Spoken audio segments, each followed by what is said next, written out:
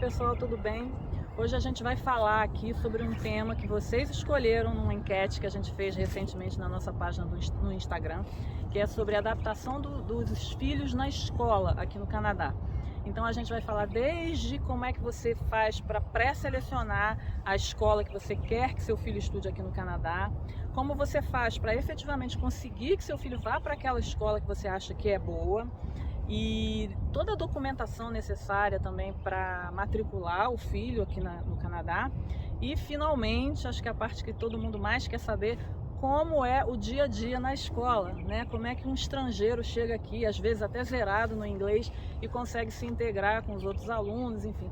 A gente vai dar todas essas informações, vamos tentar, né? Eu já tinha falado nos stories outro dia, vamos tentar contar com a participação do Arthur, que é o nosso filho, que tem 14 anos, mas não sabemos se ele vai querer participar, né? Porque como todo adolescente, não está muito afim de ficar assim, aparecendo em vídeo com os pais, né?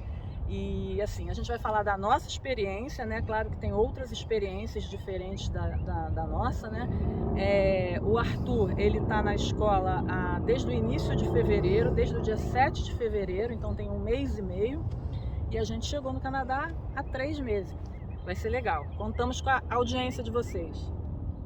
Bom, gente, para você ainda do Brasil começar a analisar as escolas para o seu filho aqui no Canadá, joga no Google o nome dessa instituição aqui, ó, Fraser Institute.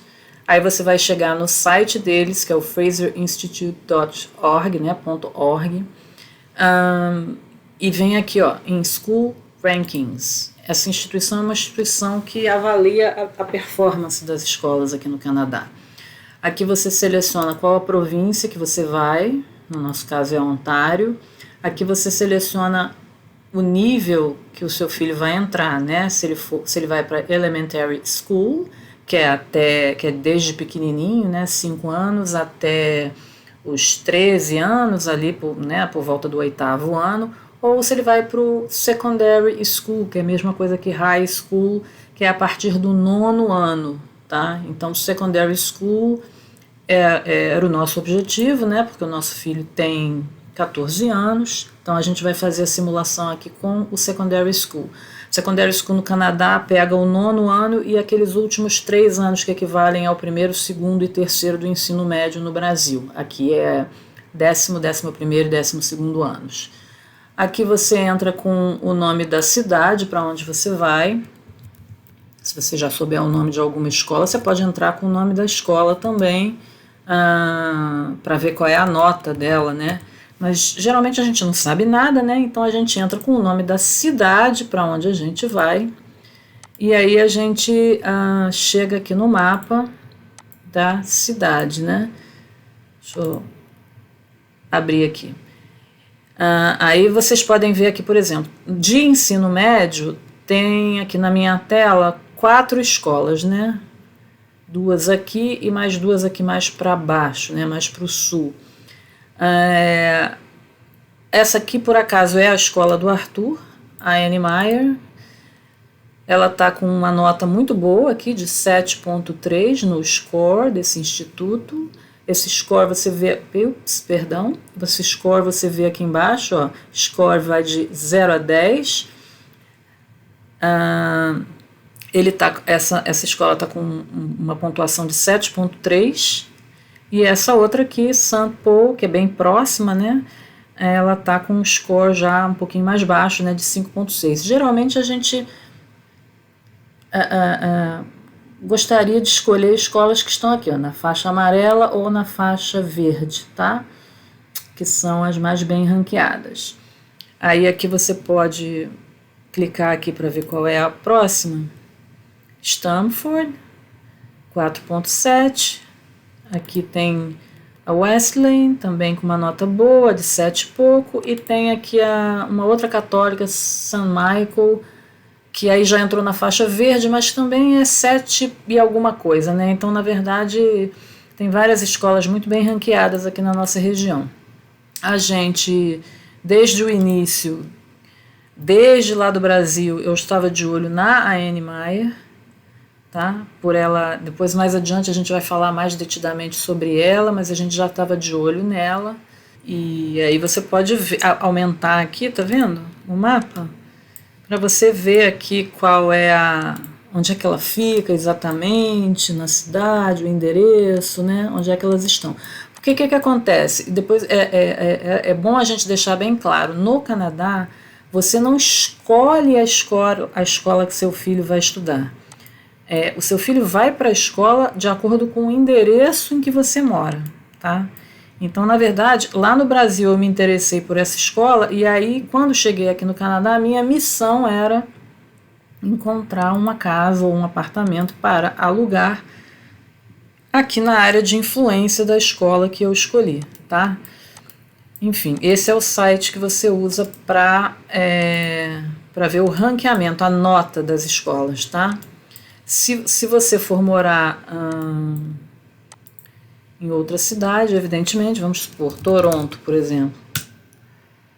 Aí você vem aqui, aliás, né, muito mais escolas, por ser uma grande cidade, né? Cada numerinho desse daqui que você vai abrindo, tá vendo? Tem as escolas. Aí você pode comparar, tem add to compare, você pode comparar uma com a outra, você pode ficar brincando, você pode abrir o site de cada uma para olhar o que elas oferecem, enfim.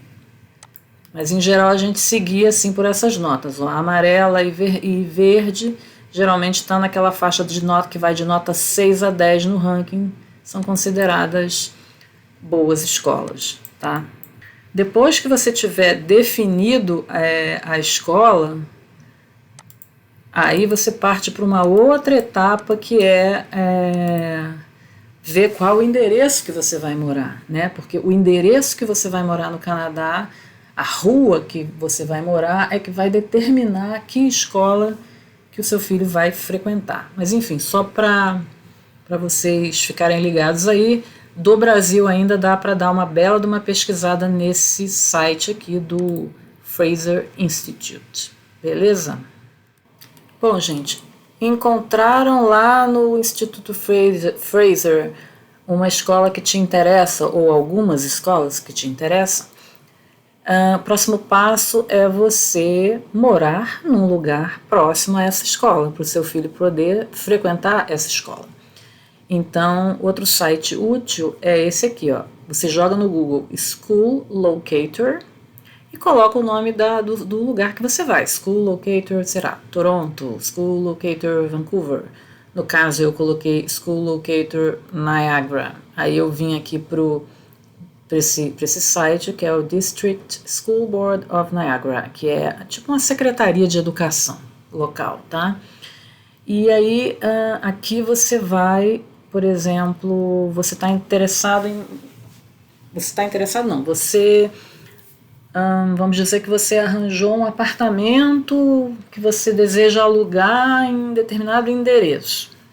Bom, aí você coloca aqui o endereço. Vou colocar o nosso endereço aqui.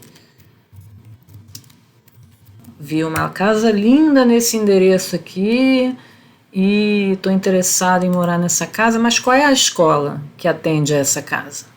Aí você coloca o endereço aqui, clica em Search. Aí ela vai te dar uma lista de escolas que atendem esse endereço. Então, se o seu filho for pequenininho, elementary, ele pode frequentar a Victoria ou essa outra aqui. A Victoria, por acaso, eu vejo aqui da janela da minha casa. E por aí vai, né? Se ele for para secondary, ele vai cair na A.N. Meyer, que é o ensino médio. Se ele for fazer imersão em francês, não é o caso do Arthur, ele vai para uma dessas aqui. Por acaso a A.N. Meyer também tem. Se ele for uma criança que está muito zerada no inglês, que precisa de um apoio mais forte em inglês, olha aqui, Secondary ESL, é English as a Second Language. Aí ele vai ser mandado para Wesleyan, por exemplo, tá? E aqui é uma outra categoria que eu não sei nem o que é. Então, assim, dependendo do endereço que você entrar aqui, vai te jogar para uma escola. Então, por exemplo, se eu botar aqui, ó, vocês vão ver que tem, quer ver? foram tantos endereços, a gente procurou lugar para morar em tanto lugar que tem até uma sequência de números aqui, tá vendo? De vários endereços que eu pesquisei exaustivamente até que a gente conseguiu finalmente. É um jogo de xadrez, né? Você tem que encaixar o endereço que você quer morar. Às vezes o que você quer não é o que você consegue. É uma série de fatores aí, mas no fim das contas deu tudo certo. E a gente está morando na área atendida pela escola que eu queria para o Arthur, que é essa daqui. Então você vai pegar os dados que você pegou lá naquele primeiro site do Fraser Institute, tá? Você vai pesquisar a escola aqui no School Rankings.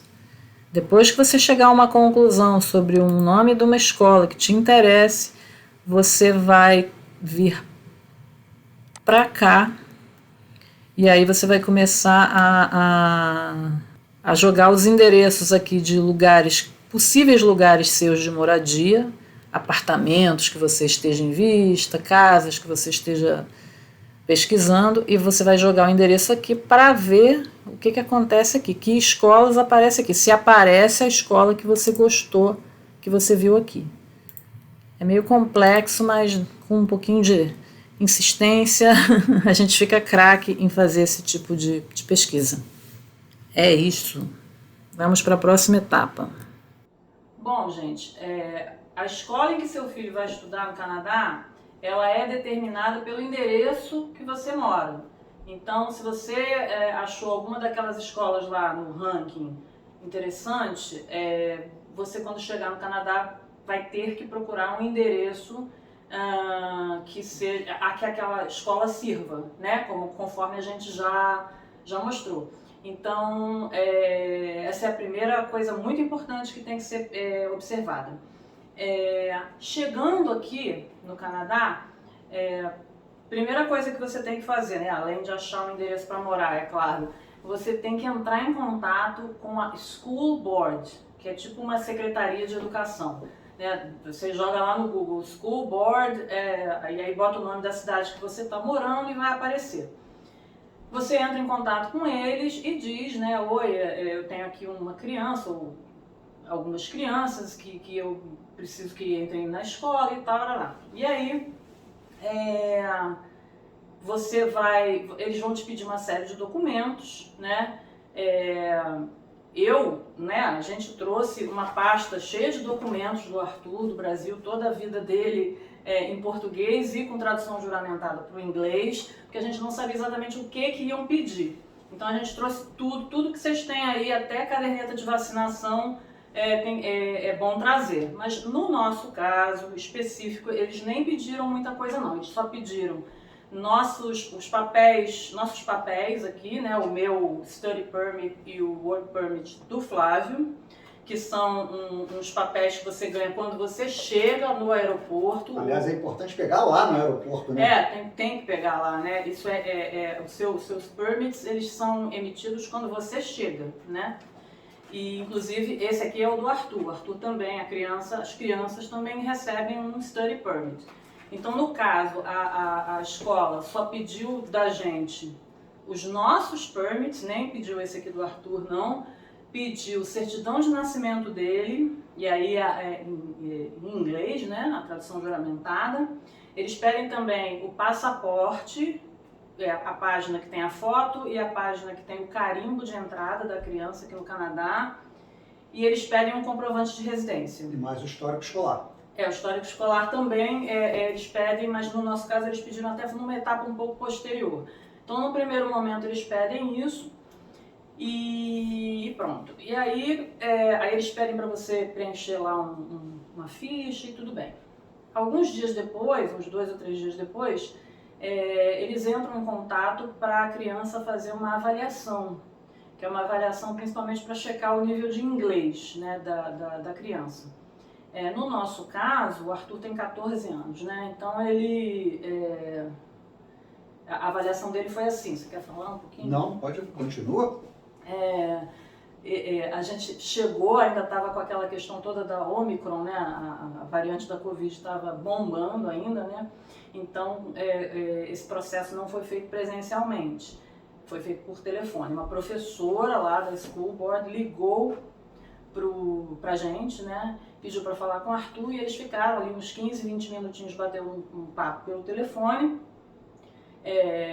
Ela perguntou o que ele já tinha estudado no Brasil, perguntou quem da família que morava aqui com ele, enfim, umas coisas assim básicas. Conversaram ali durante uns 15, 20 minutos e depois a professora pediu para ele escrever um texto. Ela abriu lá um documento, um Google Docs lá, e ele teve que escrever na hora um texto, um parágrafo, sobre um tema que ela deu, que foi o que você acha do uso de celular em sala de aula. Bom, depois que ele fez essa avaliação, a gente recebeu um comunicado da escola dizendo que ele tinha ido bem e que ele poderia entrar na escola que a gente tinha achado que seria mais legal, que era a NMAR, né, que é a escola que ele está frequentando. Essa avaliação de inglês ela é importante para determinar assim, se a criança vai precisar ou não de um apoio de inglês para estrangeiro. O que eu quero dizer com isso? A escola do Arthur, por exemplo, acho que 90% dos estudantes ali são canadenses. Então, assim, o inglês que o Arthur aprende é um inglês que os canadenses aprendem. É literatura, é a gramática, que nem a gente aprende português na escola aí no Brasil. É como o Arthur está tendo inglês aqui. Mas, se por exemplo, seu filho nunca estudou inglês, ou então está começando ainda no inglês, o inglês não está muito afiado, ele vai ser colocado numa escola em que tenha esse suporte de inglês como língua... segunda língua, como né? segunda língua. É exatamente esse o nome, é ESL, English as a Second Language. Então, por exemplo, se o Arthur tivesse tido um outro desempenho na avaliação, ele não iria para a NMAR, ele iria para uma outra escola chamada Wesleyan, que tem um apoio de inglês para estrangeiro. Tem inclusive o número de alunos lá que não são canadenses é evidentemente muito maior. Então, assim, não precisa ficar preocupado porque sempre tem uma saída, né? Se a criança não está afiada no inglês, ela vai ganhar o inglês de outra maneira. Eles dão esse apoio, entendeu? Que mais? Aí depois que a gente que passamos por esse processo, a próxima etapa foi uma visita nossa à escola, né? Realmente a gente conseguiu marcar com eles uma visita e nós fomos os três. Até num dia de aula estava bem interessante, apesar da Covid, tinha mais ou menos metade da capacidade lá. E a gente visitou a escola, as instalações são realmente fantásticas, a escola é muito grande.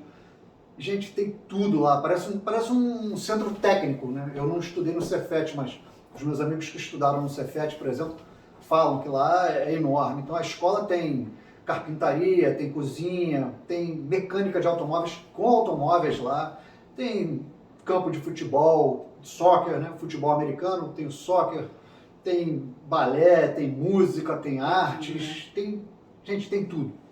Um ginásio gigantesco, computadores, o negócio aulas de robótica, laboratórios, assim, é um negócio impressionante. A visita foi realmente muito, muito boa para a gente poder conhecer o que era a escola e realmente ficar assim, muito bem impressionado a respeito disso.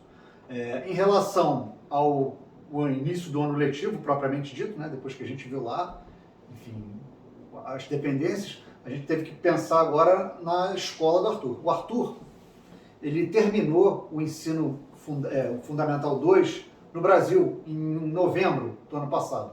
Então, assim, terminou o nono ano, né, concluiu o ensino médio. Aqui, ou ele começaria na metade final do 10º ano, ou na metade final do 9º ano, né, porque o ano letivo começa diferente do nosso, começa em setembro. O nosso termina 2 meses depois. Então, assim, ele ia pegar um meio de ano aí. Isso, e a gente chegou aqui em dezembro. Nós chegamos dia 16 de dezembro. A gente chegou quando estava na pausa de Natal e Ano Novo. Então, as aulas seriam retomadas no início de janeiro, mas aí já era como se fosse o segundo semestre letivo das crianças aqui, né? Basicamente, a gente chegou na metade do ano e a gente optou por ele fazer a metade final do 9º ano, que daria tempo dele conhecer a escola, se ambientar, se adaptar, saber a rotina, enfim. Isso tudo realmente, acho que a gente tomou uma decisão muito acertada nesse ponto, porque até o sistema de matérias que ele vai escolher, que vai estudar, é diferente. Lá no Brasil você tem 10, 12 matérias comuns a todos os alunos, de todas as turmas. Aqui a coisa é meio customizada, né? Existem 2 disciplinas que são obrigatórias, você não pode deixar de fazer, que no caso é o inglês e a matemática. E você tem uma gama de outras matérias que você tem que escolher pelo menos 2, né, de sua livre e espontânea vontade, que vão pontuar os créditos necessários para você passar para o ano seguinte. O Arthur escolheu ciências e robótica. E ele está fazendo isso, está adorando, enfim, realmente está tendo um desempenho legal. Por falar em desempenho, vamos falar sobre a adaptação da escola, que é o que todo mundo quer saber.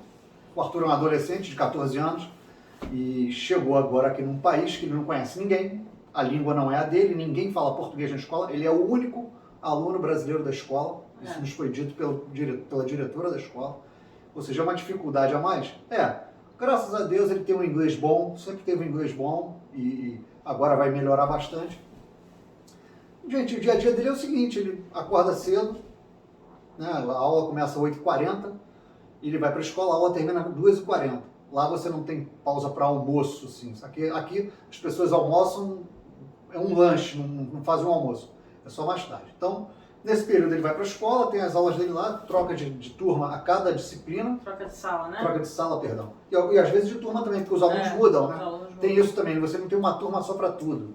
Até nas disciplinas são turmas diferentes. Exatamente. E aí tem... O professor ele tem a sala dele e os alunos entram na sala do professor a cada tempo. Tem aquela coisa de escola americana, né? Toca o sino, os corredores ficam uma balbúrdia danada, mas é muito legal. Aliás, quando a gente foi visitar, muito interessante, parecia aquelas escolas de filme mesmo, que tem exatamente o que ele está falando, esse corredor cheio daqueles armários, né, daqueles lockers. Sempre tem uma cena num locker, né? Então tem aqueles lockers, aquele monte de gente, né, falando, blá blá blá, trocando de sala rapidinho. Tem o famoso refeitório com aquelas mesas grandes, né? Igual a gente vê nos filmes mesmo. Onde tem as mesas dos populares, dos nerds e tal. É muito curioso, né? Mas em relação à adaptação, o que a gente pode dizer? O Arthur, ele não é um cara assim muito expansivo, ele é meio tímido. Por isso que ele não está aqui. Mas uma razão pela qual ele jamais vai aparecer aqui. E ele disse que ele está levando as coisas tranquilo. Ele conheceu algumas pessoas, né, alguns 2 garotos lá, mais ou menos da idade dele, que estão fazendo um trabalho de grupo. E é mais ou menos assim que as coisas vão caminhar. Ele está com 45 dias de escola e a amizade é uma coisa que você demanda tempo, né? Na sua própria língua já demanda, imagina numa língua diferente, nos costumes diferentes. Mas ele já conhece 2 amigos lá, 2 rapazes lá, o Marcos e o Dylan, que fazem os trabalhos com ele. E está indo bem, assim, o ponto mais positivo que eu notei na rotina do Arthur é que no Brasil, para ele acordar, para ir para a escola, era um sacrifício. Era um negócio assim, realmente muito difícil, ele não queria acordar. Tudo bem, era um pouco mais cedo. Mas aqui, ele acorda mais cedo por conta própria, ele pede para acordar mais cedo, já tem que preencher todo dia um formulário sobre sintomas de Covid, tudo ele já preenche aqui de casa. Ele acorda, toma o banho dele, toma o café, pede para ir mais cedo para a escola. A gente não tem que ficar mandando ele fazer dever, nada. Até porque eles fazem quase tudo lá mesmo, mas também o que tem que fazer aqui ele faz, não tem muito estresse não. E acho que para mim, para a Fernanda também, o maior indicativo de que as coisas estão indo bem é porque assim, eu converso um pouco com ele quando eu vou buscar de carro às vezes, né, que é o tempo que a gente tem para conversar, porque o resto do tempo ele está trancado no quarto jogando computador. Nenhuma queixa, eu sempre pergunto muito, nenhum problema, nenhum preconceito, nenhum caso de xenofobia ou agressão, seja ela verbal ou nada, nem olhar torto, nada, nem bullying. Até agora, assim, está tudo realmente muito bem. E ele está tranquilo. Ele só não frequenta o refeitório porque ele disse que é muito cheio, aquilo ali ele não gosta, não. Ele prefere sentar num cantinho da escada, que ele falou que tem várias pessoas solitárias. Eu acho que em algum momento essas solitárias vão se unir.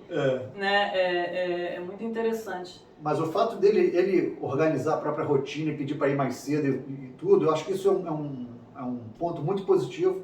Aí tem uma outra coisa também que é muito legal. A escola fica mais ou menos 1,5 km. Às vezes ele vai a pé, às vezes ele volta a pé, às vezes eu vou levar, às vezes eu não vou levar. Agora que o tempo melhorou, então ele vai passar aí e voltar a pé. E para quem não mora muito perto, quem mora a uma determinada distância, tem um limite mínimo de distância, gente, isso é importante. Você acha que seu filho vai pegar o ônibus escolar, se ele tiver a menos de 2 quilômetros da escola... Isso é o seguinte, esquece. Eu lembro mais dessa informação, que é assim, os school bus, aquele amarelinho dos filmes também, você tem direito a isso, o seu filho, né, na verdade, tem direito a isso de graça se ele morar mais longe do que um determinado parâmetro que a school board determina. Então, por exemplo, em torno de 2 quilômetros. E para ensino médio é 1,5 km. Então, se a criança mora até 1,5 km, não tem school bus. Para a criança menor, a distância é menor. E o school bus, então, se você for morar em um lugar mais longe do que esse raio aí, você vai ter o direito ao school bus gratuito. Aliás, falando em school bus, essa semana o Arthur me contou uma história muito engraçada. Pareceu o que eu falei pra ele, os caras vão ficar correndo atrás do ônibus igual o Peter Parker, né, naquele filme do Homem-Aranha. Teve uma situação dessa, ele disse que estava andando para a escola, o ônibus passou e viam 2 crianças assim, correndo atrás do ônibus, o ônibus indo embora. Assim. Achei engraçadão aquilo ali. Tudo é igual ao filme. Né? Tudo é igual ao filme. E agora, em relação à escola, tem um outro dado assim, que eu acho que é fundamental a gente dizer, que é o seguinte: não tem material escolar, é tudo fornecido por lá. Isso é muito importante, porque lembra daquelas listas de material que vem ali por dezembro, janeiro, que a gente gasta brincando em escola particular uns R$2.000. Um monte de coisa que nem usa, né, inclusive. Né? Aqui a gente comprou pro Arthur, foi isso aqui, eu até trouxe para mostrar. Fichário, tem esse daqui mais 2, fichário, né? Estojo com caneta, lápis, borracha e acabou. Não, teve o cadeado do locker. E o cadeado do locker, quer dizer, você vai na Dollarama, gasta, sei lá... $7, um cadeado, você vai gastar com tudo o quê? Sei lá, $20. Uns $20 com tudo. Não tem mais lista de material, isso é muito positivo, né? O resto é tudo incluído. Isso, e todos os laboratórios, todos os esportes... Tem uma coisa que é interessante, assim, depois do horário da aula, você falou que é de 8h40 às 2h40. Isso. Depois desse horário, em alguns dias da semana, se o aluno tiver interesse, por exemplo, em ciências ou em, sei lá... clube de música. Dança, o que seja, tem os clubes, né? Então, é aí que se faz muito amigo também, né? Você fica lá depois da hora fazendo aquelas atividades que você mais gosta. Assim como os esportes também, então é bem... Todos eles têm os clubinhos, todos eles têm os seus clubinhos. Você pode fazer robótica, pode fazer mecânica, quem quiser fazer dança ou outro esporte, tudo depois do horário. E assim, na verdade, o Arthur nunca participou ainda disso não. Acho que talvez com o tempo ele possa querer realmente participar. Começou a ter aula dia 7 de fevereiro, que marcou, né, o início do segundo semestre letivo, né? Então, agora ele vai com aulas até junho. E aí tem as férias de julho e agosto, e quando chegar setembro ele já vai para o 10º ano, que equivale ao primeiro ano do ensino médio no Brasil. Se tudo correr bem, e está correndo, né? Até porque a gente recebeu aqui o primeiro, digamos assim, boletim dele, o primeiro report a respeito do desempenho dele, e foi bastante positivo, assim, a gente ficou bastante animado em relação a isso. Todos os professores elogiaram, disseram que ele está indo muito bem. Aliás, uma coisa que eu queria falar ele já falou para alguns professores, alguns colegas, esses colegas que ele faz o grupo, eu sou brasileiro, eu não sou daqui, eu sou do Brasil. As pessoas meio que, tá. As pessoas não ficam fazendo muito drama, entendeu? Com essa coisa, o cara não é daqui, será que ele está entendendo? Não tem isso, pelo que a gente conversou com ele. Tinha até professor que não sabia que ele era brasileiro. Vai levando, não é brasileiro, não é canadense. Ok. Entendeu? As pessoas não ficam muito... Não é muito um foco, não. Acho que pelo fato do Canadá receber muita gente de fora, não é assim uma coisa diferente. Nosso cara não é daqui. Não, dá pra ir levando de boa, né? Bom, acho que é isso, né? E agora é esperar ele passar de ano aí. Se tiver algum outro insight, a gente, quem sabe um dia consegue convencer ele a fazer um vídeo dele. Duvido. Quem tem a timidez tem a coisa do mico do adolescente de 14 anos, né? Então, se alguém tiver alguma pergunta que queira fazer para ele, a gente vai tentar intermediar isso. Intermediar isso daí. Aliás, para falar em pergunta, quem quiser fazer pergunta, bota só colocar nos comentários aí, que na medida do possível a gente vai responder tudo.